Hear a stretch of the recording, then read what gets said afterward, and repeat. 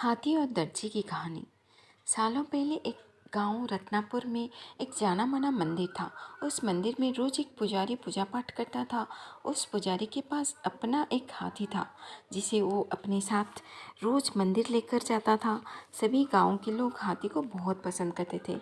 हाथी भी मंदिर नहाते आने वाले सभी श्रद्धालुओं का खूब स्वागत सत्कार किया करता था। सुबह पूजा पाठ खत्म करने के बाद पुजारी अपने हाथी को नहलाने के लिए तालाब में लेकर जाता था। रोज हाथी तालाब में नहाने के बाद घर लौटते समय दर्जी की दुकान पर रुकता था।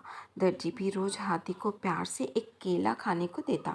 हाथी केला खाने के बाद अपनी सूंड से दर्जी को नमस्ते करके पुजारी के साथ घर चला जाता था।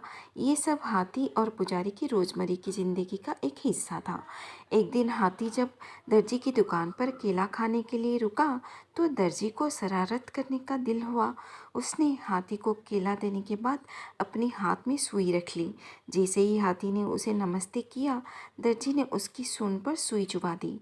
सुई चुभते ही हाथी जोर से चिंघाड़ते हुए फर्राने लगा।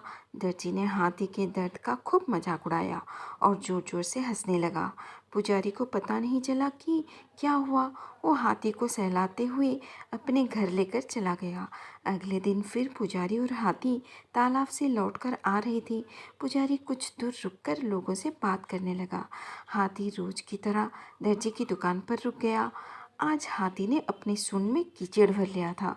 दर्जी अपनी दुकान में बैठकर कपड़ों की सिलाई कर रहा था। जैसे ही हाथी ने दर्जी को देखा, वैसे ही हाथी ने उसकी पूरी दुकान पर कीचड़ फेंक दिया। उस कीचड़ में दर्जी तो भीगी, बल्कि उसकी दुकान के सिले हुए कपड़े भी खराब हो गए।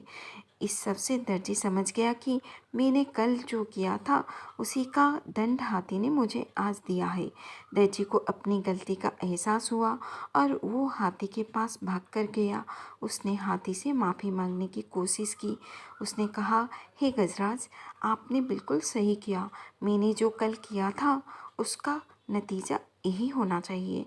हाथी ने दर्जी की तरफ देखा और अपनी सूंड को हवा में लहराते हुए वहाँ से चला गया।